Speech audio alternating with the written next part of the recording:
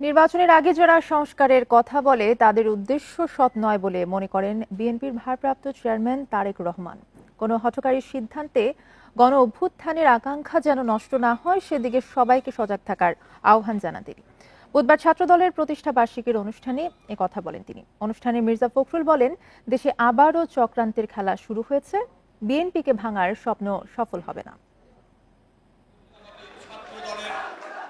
ছাত্রদলের ৪৬তম প্রতিষ্ঠা বার্ষিকী উপলক্ষে এ আলোচনা সভা রাজধানীর ইঞ্জিনিয়ার্স ইনস্টিটিউটে এই কর্মসূচিতে যোগ দেন সংগঠনটির ঢাকা মহানগর ও আশপাশের জেলার নেতাকর্মীরা।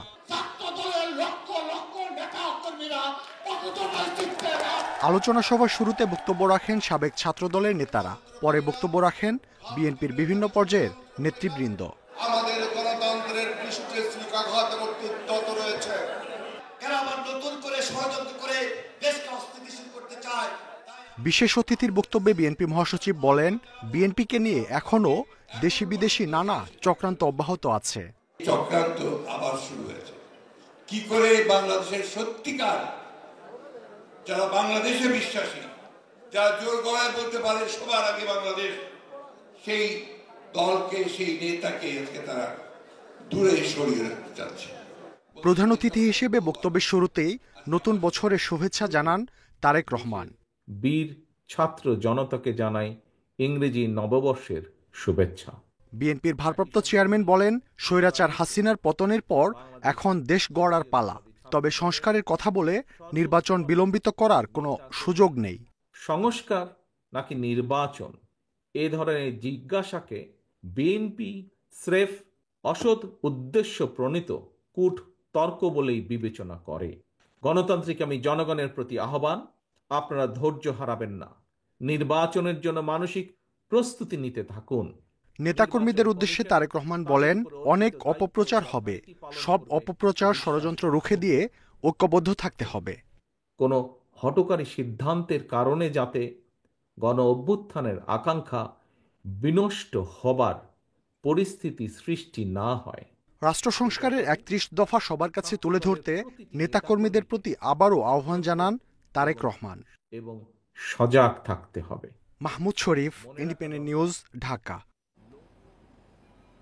গণতন্ত্র প্রতিষ্ঠায় প্রয়োজনীয় সংস্কার শেষে দ্রুত নির্বাচনের তাগিদ দিয়েছেন বিএনপির স্থায়ী কমিটির সদস্য ডক্টর আব্দুল মঈন খান। সকালে জিয়া উদ্যানে কথা বলেন তিনি। ছাত্রদলের ৪৬তম প্রতিষ্ঠা বার্ষিকী উপলক্ষে বিএনপির প্রতিষ্ঠাতা জিয়াউর রহমানের সমাধিতে দলীয় নেতাকর্মীদের সঙ্গে নিয়ে শ্রদ্ধা জানান মঈন খান। পরে ডক্টর আব্দুল মঈন খান বলেন, চেপে থাকা স্বৈর শাসনের অবসানে ছাত্র জনতার সাথে ছাত্রদলের অবদান স্মরণ করতে হবে।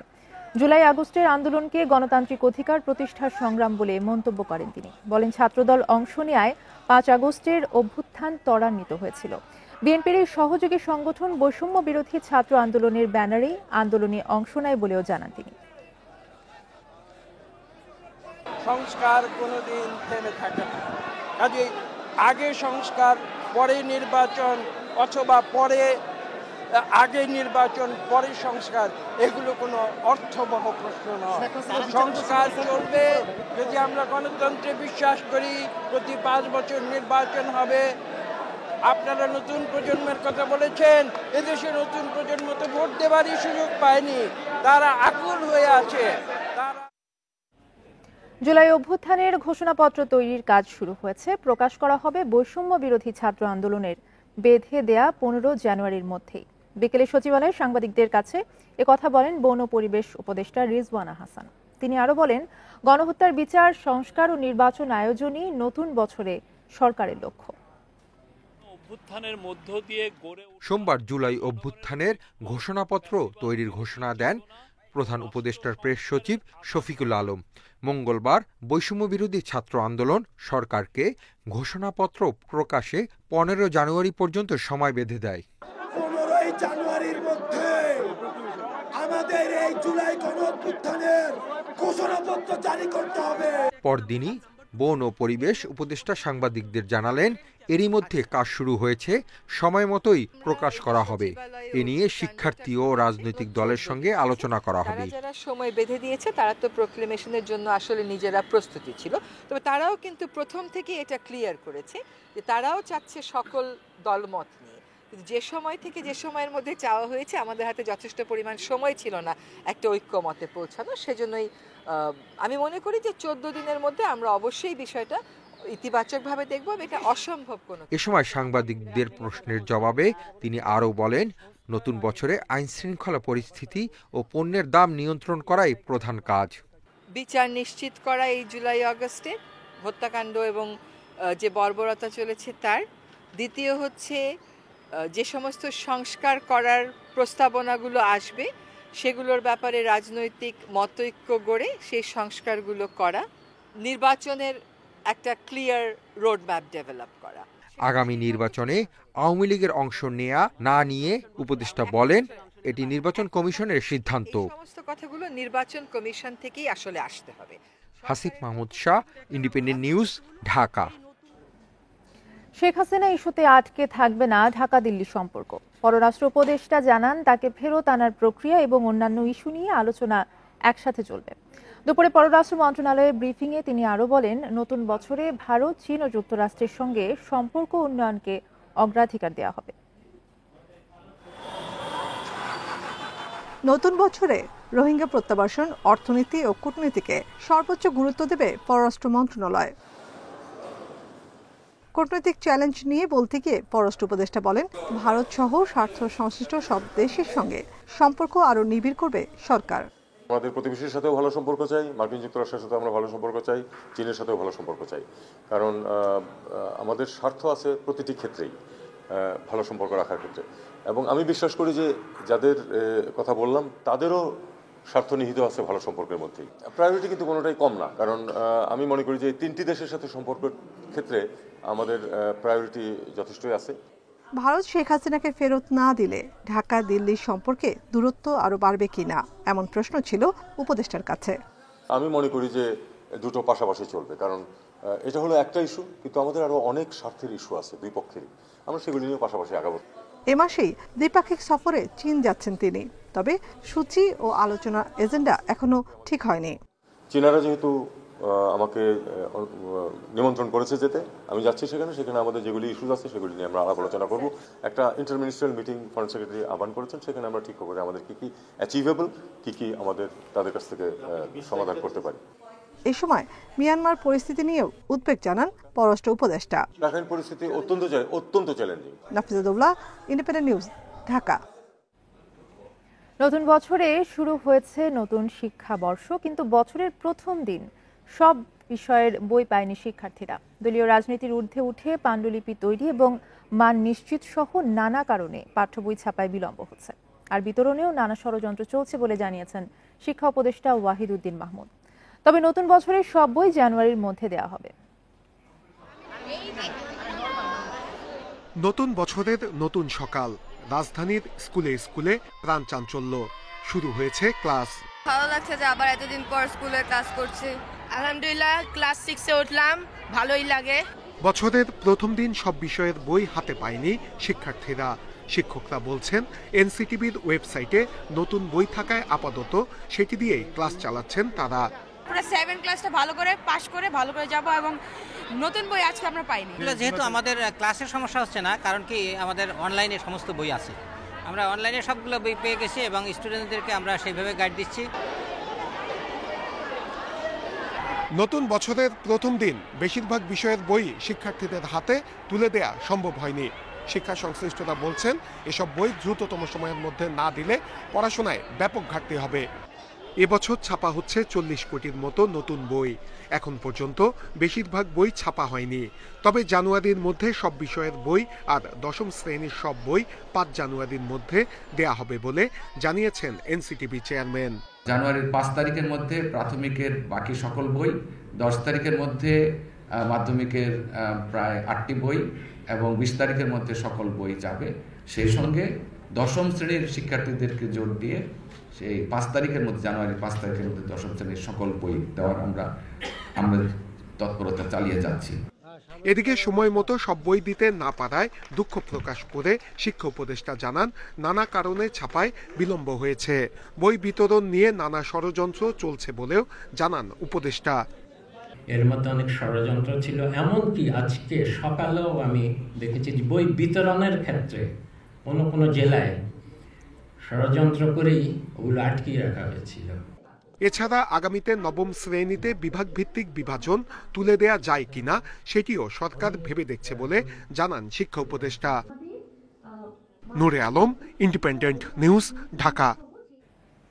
গণ অভ্যুত্থানে হতাহত পরিবারের সদস্যদের জুলাই শহীদ স্মৃতি ফাউন্ডেশনের অর্থ সহায়তা পেতে দিতে হবে চিকিৎসা সনদ ও চিকিৎসকের সত্যায়ন।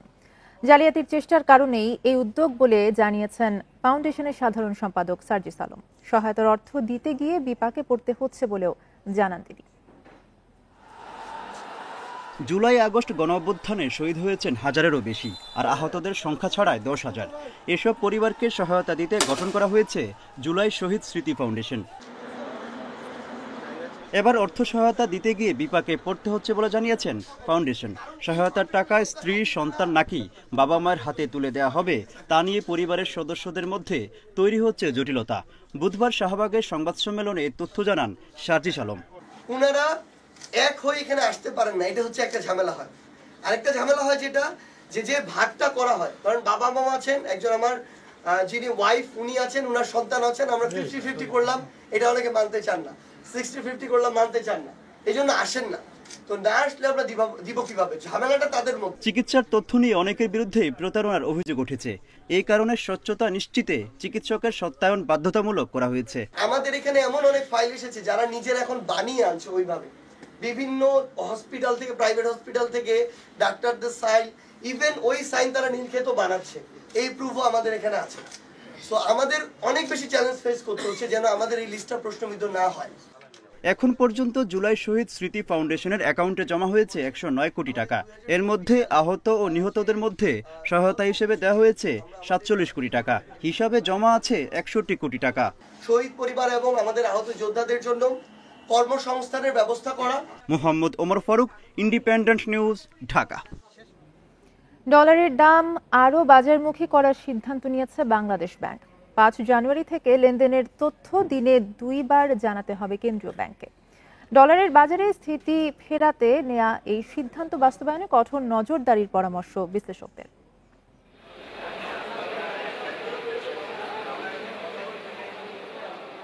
গেল কয়েক মাস ধরে বাড়ছে রেমিটেন্স প্রবাহ। শুধু ডিসেম্বরে এসেছে 240 কোটি 5 lakh dollar. Bangladesh bank reserve থেকে ডলার বিক্রি বন্ধের পাশাপাশি নানা উদ্যোগ নিলেও ডলারের বাজার আবারও অস্থির।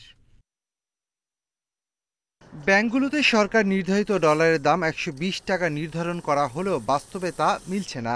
কেনাবেচা হচ্ছে নির্ধারিত দরের চেয়ে 3 থেকে 4 টাকা বেশিতে। খোলা বাজারে ডলারের দাম আরও বেশি। মানি এক্সচেঞ্জগুলো বলছে চাহিদা বাড়ায় বেড়েছে ডলারের দাম। গভর্নমেন্টে বিল পরিশোধ করতে হয় বিভিন্ন আন্তর্জাতিক অঙ্গনে, এতে ডলারের ক্রাইসিস যেমন ব্যাংকে বাড়ে, ব্যাংকে বাড়ার সাথে সাথে ক্রাইসিস মার্কেটেও বাড়ে। অনেকে সময়টা মূল্যায়ন করতে চায় না, শর্টকাটে নিয়ে করতে চায়। এই ক্ষেত্রে মানি এক্সচেঞ্জের ডলারটা একটু বেশি হয়। সরকারের যে মানি এক্সচেঞ্জের ডলারের যে দাম নির্ধারণ করে দেয়, আমরা ম্যাক্সিমাম টাইমে সেই জিনিসগুলো এখানে পাই না। রেমিটেন্স সংগ্রহের ক্ষেত্রে ডলারের সর্বোচ্চ দর 123 টাকা। তবে রেমিটেন্স ও রপ্তানি আয়ের বিনিময় হার একই হবে। ডলারের বাজার স্থিতিশীল রাখতে দিনে 2 বার বৈদেশিক মুদ্রা কেনাবেচার তথ্য জানাতে হবে কেন্দ্রীয় ব্যাংকে। বাজার ভিত্তিক পদ্ধতি কার্যকর হলে ডলারের দাম স্থিতিশীল থাকবে বলে আশা সংশ্লিষ্টদের। খোলা বাজারের সাথে যখন অফিসিয়াল মার্কেটের ডিফারেন্সটা যখন বেড়ে যায় তখনই কিন্তু একটা সন্দেহের জায়গা থাকে যে নিশ্চয়ই আগের মতো ওই মানে অসৎ উপায়ে টাকা পয়সাগুলো মানে বাংলাদেশ থেকে বের করে দেওয়া, মানে সরাসরি সম্পদ পাচার। ইম্পোর্ট পেমেন্ট বা অন্য কোনো কারণে এক্সচেঞ্জ হাউসকে অতি রেট 123, 24, 25, 27, 28 পর্যন্ত দিয়ে ডলার আনে। আমার মনে হয় ব্যাংকগুলোর এই প্রবণতাটা রোধ করা উচিত। ডলারের দাম স্থিতিশীল রাখতে বাংলাদেশ ব্যাংকের কঠোর নজরদারির পাশাপাশি জড়িতদের বিরুদ্ধে কঠোর শাস্তি নিশ্চিতের তাগিদ বিশ্লেষকদের। Shafil Alam Sujan, independent news, Dhaka. ঢাকা আন্তর্জাতিক বাণিজ্য মেলার প্রথম দিনে দর্শনার্থী উপস্থিতি কম। এখনো সব স্টল সাজসজ্জার কাজ গুছিয়ে নিতে পারেনি। কয়েকদিন পর মেলা জমে উঠলে ভালো বিক্রির আশা করছেন ব্যবসায়ীরা। পূর্বাচলে 29তম ঢাকা আন্তর্জাতিক বাণিজ্য মেলা শুরুর দিনে বিকেল থেকে আসতে শুরু করে দর্শনার্থীরা। এবার প্রথমবারের মতো সরাসরি টিকিট কাটার পাশাপাশি অনলাইনেও টিকিট কাটতে পারছেন। মেলা শুরু হলেও বেশিরভাগ প্যাভিলিয়নের কাজ শেষ হয়নি। মেলায় মনোহরি, আসবাবপত্র, গৃহস্থলী পণ্যের স্টল বেশি। মেলা চলবে প্রতিদিন সকাল 10টা থেকে রাত 9টা পর্যন্ত। ছুটির দিনে রাত 10টা পর্যন্ত খোলা থাকবে। দর্শনার্থীদের সুবিধায় রয়েছে বিটিআরসির বিশেষ বাস সার্ভিস।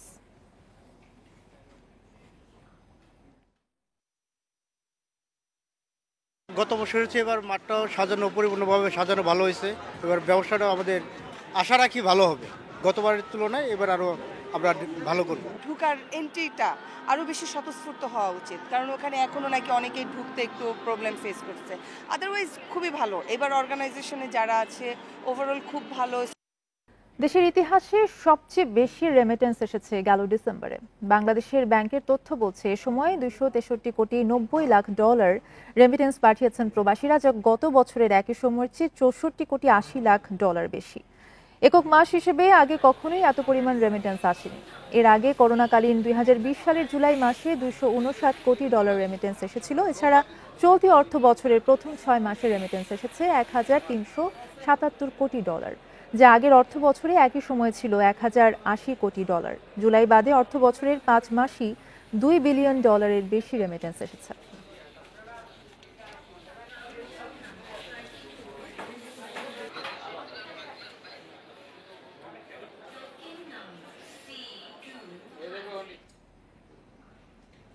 অর্থনীতিতে প্রত্যাশিত গতি না ফেরায় চলতি অর্থ বছরের 5 মাসে রাজস্ব আদায় ঘাটতি বেড়েছে। এ সময় ঘাটতি 10,000 কোটি টাকা বেড়ে 42,000 কোটি টাকা হয়েছে। জাতীয় রাজস্ব বোর্ডের তথ্য বলছে গত নভেম্বর পর্যন্ত আদায় হয়েছে 1,27,000 কোটি টাকা। অর্থনীতির ধীরগতি ও পরিবর্তিত রাজনৈতিক পরিস্থিতিতে কিছু প্রতিষ্ঠানের উৎপাদন কমে যাওয়া বা বন্ধ হওয়ায় রাজস্ব কমেছে বলে মনে করছেন কর্মকর্তারা।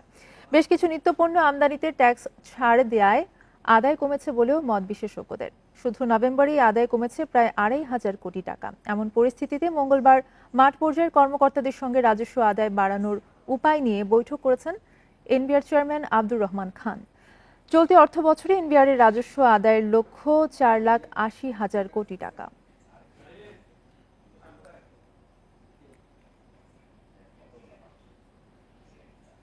গাড়ি কেনায় ঋণের পরিমাণ বাড়িয়েছে বাংলাদেশ ব্যাংক। আগে একটি গাড়ি কিনতে ব্যাংক সর্বোচ্চ 40 লাখ টাকা ঋণ দিতে পারত, তা বাড়িয়ে 60 লাখ টাকা করা হয়েছে। পাশাপাশি গাড়ির দামের কত শতাংশ পর্যন্ত ঋণ নেওয়া যাবে সেই সীমাও বাড়ানো হয়েছে। বুধবার এক প্রজ্ঞাপনে এই নির্দেশনা দিয়েছে বাংলাদেশ ব্যাংক। হাইব্রিড ও বৈদ্যুতিক গাড়ির জন্য 70% পর্যন্ত ঋণ নেওয়ার সুযোগ দেওয়ার নির্দেশ দিয়েছে বাংলাদেশ ব্যাংক। বাকি টাকার যোগান ক্রেতাকেই দিতে হবে। প্রজ্ঞাপনে বলা হয়, গাড়ির বর্তমান বাজার মূল্য বিবেচনায় এই পরিবর্তন আনা হয়েছে। এছাড়া গাড়ির দামে সর্বোচ্চ 50% পর্যন্ত ঋণ দিতে পারত ব্যাংকগুলো। এখন গাড়ির দামে 60% পর্যন্ত ঋণ নিতে পারবে। পুরোনো গাড়ি কিনতেও পাওয়া যাচ্ছে এই ঋণ।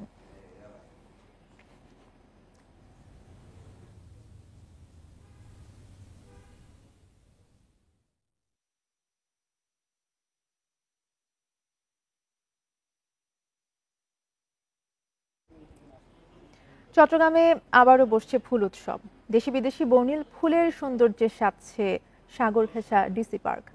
তৃতীয়বারের এই আয়োজনে 136 প্রজাতির ফুল দিয়ে সাজানো হচ্ছে পুরো এলাকা। 4 জানুয়ারি থেকে শুরু হয়ে এই উৎসব চলবে 1 মাস।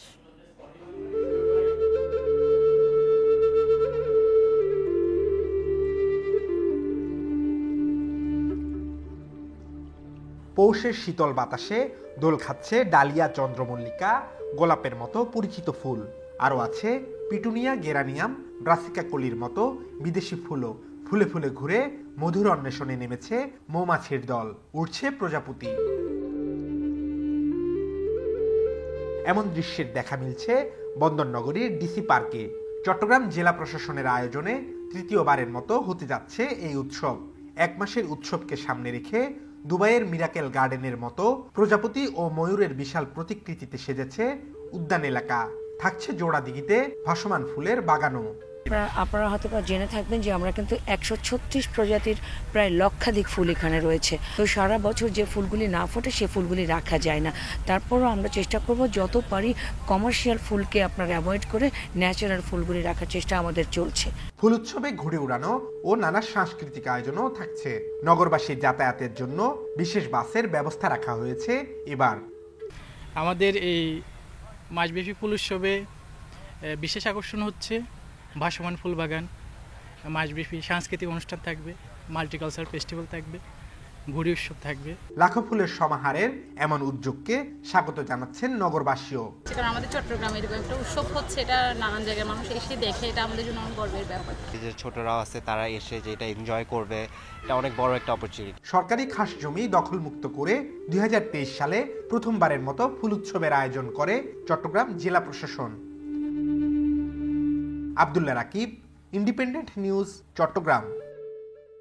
এই ছিল এখনকার সংবাদের সাথে থাকায় ধন্যবাদ সবাইকে।